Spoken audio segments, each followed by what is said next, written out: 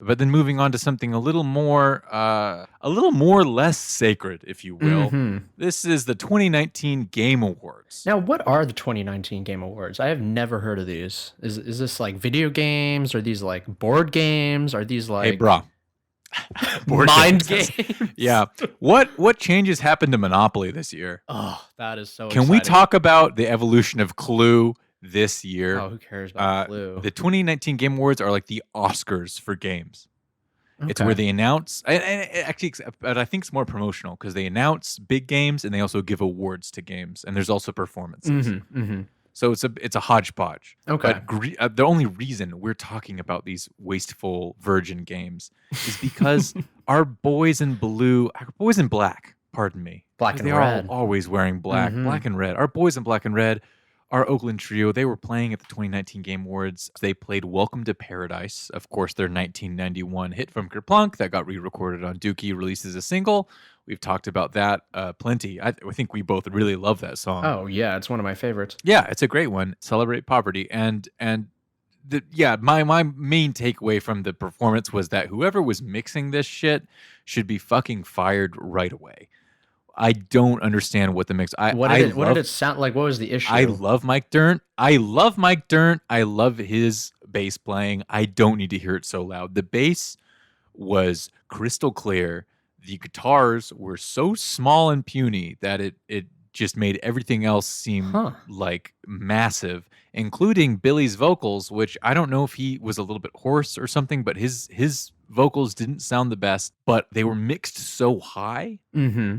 Especially opposed to the guitars, that like it was uncomfortable. I wasn't a big fan of that performance, but I don't even blame Green Day. I think they tried. I just think the setup was bad, and I heard other people commenting that the whole show was kind of poorly produced. Interesting. Huh. So yeah, you don't hear that very often, for sure. Especially on a televised performance of all things. You've got to like be pouring some serious money into that shit. And then basically one comment I saw was basically like, the camera cuts off at the end of the performance, and they said, "Oh, so you're not going to show the hundreds of people who got up and left after Green Day stopped playing?" Oh, so kind of saying basically a lot of people just showed up to see Green Day play. Oh, I'm stoked to hear that, honestly. And I, don't blame them for a second. Exactly, I'd probably be in there. The reason our good sweet boys in black and red were there was that it was and people were saying, Green Day had previously done a Green Day Rock Band game. Mm-hmm. Mm-hmm. Have you ever played that, by the way? I've played it like once at someone's house, but it's definitely been a few years.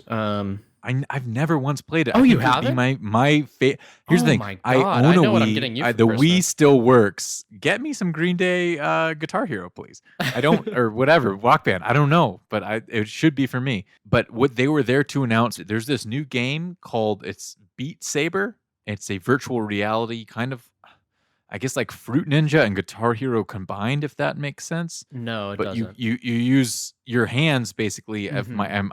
I just watched one video on it. Your hands are basically like lightsabers, and as the song plays, these notes kind of come towards you.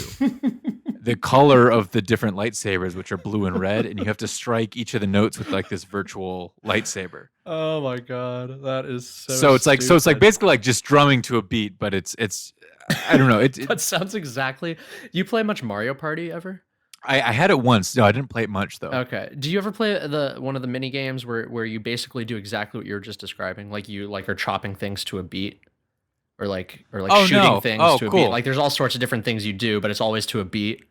It's really really goofy. It sounds like they just ripped off a mini game from Mario Party. That's pretty much it. I was gonna say that sounds like that's just God. You can make a video game about fucking anything these days. There's Goat Simulator. There's Train Simulator. There's fucking like.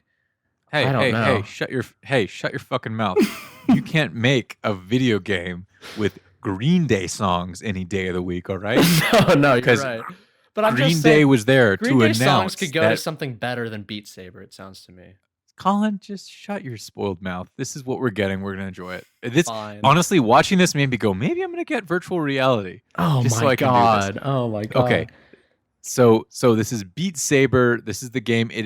Green Day were announcing for $9, simply $9, you can add American Idiot, Boulevard of Broken Dreams, Father of All, Fire, Ready, Aim, Holiday, and Minority. Oof. That is to tempting. your Beat Saber. That is tempting.